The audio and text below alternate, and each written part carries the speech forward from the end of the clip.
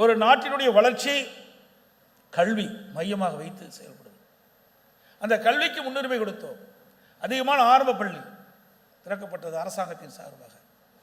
ஆரம்பப்பள்ளி நடுநிலைப்பள்ளி தரம் உயர்த்தப்பட்டது, நடுநிலைப்பள்ளி உயர்நிலைப்பள்ளி தரம் உயர்த்தப்பட்டது, உயர்நிலைப்பள்ளி மேல்நிலைப்பள்ளி தரம் உயர்த்தப்பட்டு மேல்நிலையிலிருந்து கல்லூரிகள் அதிக அளவில் திறக்கப்பட்டன.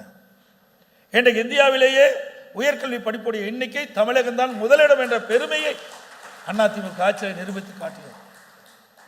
அம்மா அவர்கள் இருக்கின்ற பொழுது கல்விக்கு அதிகமான நிதி ஒதுக்கீடு செய்தார்கள், கல்வியிலே புரட்சியை ஏற்படுத்தினார்கள்.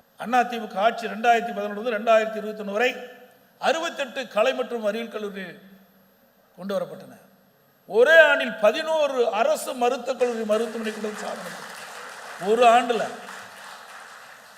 அம்மா இருக்கின்ற பொழுது 7 அரசு மருத்துவக் கல்லூரி மருத்துவமனை கொண்டாங்க. 2011 2021 வரை சுமார் 17 அரசு மருத்துவக் கல்லூரி மருத்துவமனை கொண்டு வந்து சாதனை படைத்த அரசாங்கம்.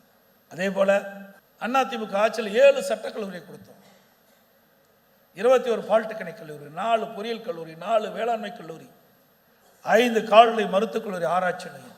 நான்கு அம்மா அவர்கள் தமிழகத்துடைய முதலமைச்சராக 2011 பொறுப்பேற்கின்ற பொழுது 100க்கு 32 பேர் தான் உயர்கல்வி படிச்சுட்டு இருந்தாங்க. 10 ஆண்டில் அனைத்து இந்திய அண்ணா திராவிட முன்னேற்ற கழக ஆட்சி கல்வியிலே செலுத்திய கவனம் செலுத்தி கல்வியை புரட்சி மறுமலர்ச்சி ஏற்படுத்தி அதிக கல்லூரி திறந்ததன் விளைவு 100க்கு 52 பேர் 2019-20 உயர்கல்வி படிப்புடைய எண்ணிக்கை உயர்த்தப்பட்டது.